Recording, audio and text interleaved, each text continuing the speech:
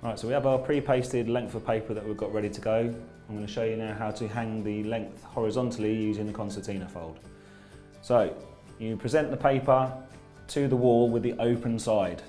So fold it back on itself, release one fold. We're going to put that up to the line that we've already put on there. And at first, you're not going to worry about what's going on down here. Just concentrate on making sure that you're following the line that you've put on there. When you've got that first bit up, what you'll do is release one of the folds by moving your finger across, and then you can walk across safely then. Making sure again, just concentrate on your line, don't worry about what's going on here at the time being. Again, release the fold. Make sure as well that your walkways are nice and clear so you're not going to trip over anything. Again, you can bring that all the way across, so you can see that's come a long way from the line there. Just move that up. Always keep on readjusting, and then when you got to the last one, you pull that one back. And then you have to just be careful with that one, because normally if you pull that too hard there, you're going to get a tear in the middle. So if you pull that out from the middle, you can release that all the way across. Again, just concentrate on your line. So once you've got that to that point there, now you can gently smooth it out with your hand, just to flatten it down. Check it all the way across.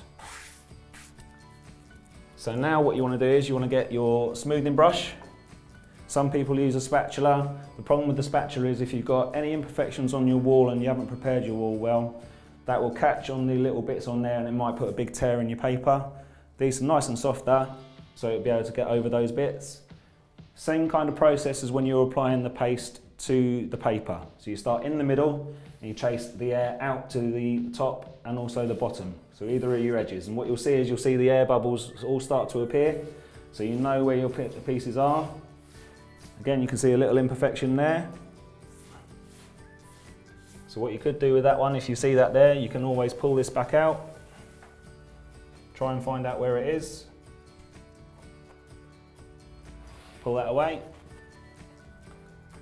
Reapply your paper. And then smoothing out. And you make sure you go across the whole length of the paper, chasing out all of your air bubbles. The important thing as well when you get to your edges is to turn the brush. So rather than go like that and then you damage the surface, you turn the brush to go in, so you'll be able to put that right into the corner of where you need to go. So following it all the way along, from the middle to the edges.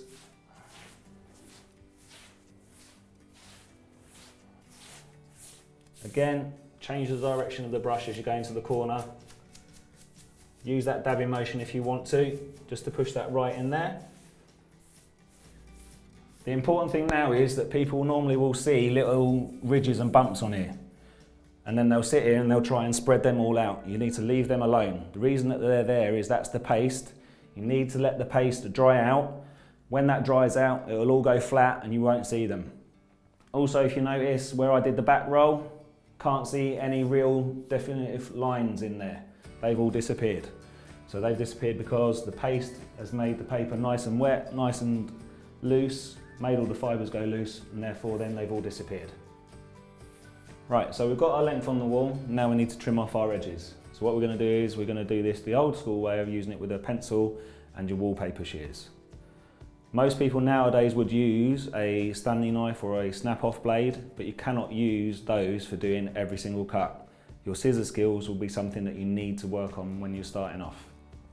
So what we'll do is we'll get our sharp pencil, you put that right into the corner of where you've put up your length of wallpaper, draw down, making the mark. The other way of doing that is you could use the back end of the scissors or shears and you could do exactly the same thing so you don't have to leave a pencil mark on there. It doesn't matter too much as it's lining paper, because you will normally cover that with either another wallpaper or you would paint that. What you need to do now, pull that away from where you've got to paint, or where you've got to cut, sorry. And then you use as much of the blade as possible to run along the line that you've drawn on there or if you've marked out. You never finish the cut, because that way then you shouldn't get a jagged edge as you're cutting it along there.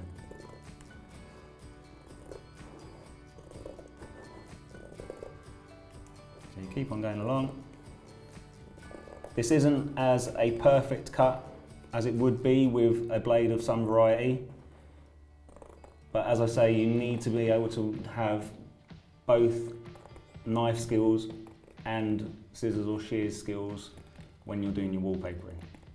So you've got that bit to there, so you can smooth that down into the corner. Use your smoothing brush again, push that all in there. And then two things to do now. Your offcuts, fold them all in together. A, so it makes it nice and tidy, and B, so you don't have any health and safety hazards. It will normally be a case of that if you're working up above and then you've got a bit like that and you just throw it on the floor, that it will land paste side up. And as you step off your steps, you will normally stand on that and you'll end up sliding out and you can do yourself some injuries. And then the last thing to do, just get a sponge that's got a little bit of water, a little bit of soap in there, and just wipe off any excess paste and do that across your edges. And then you're ready to start hanging up your next ones as you go along to those.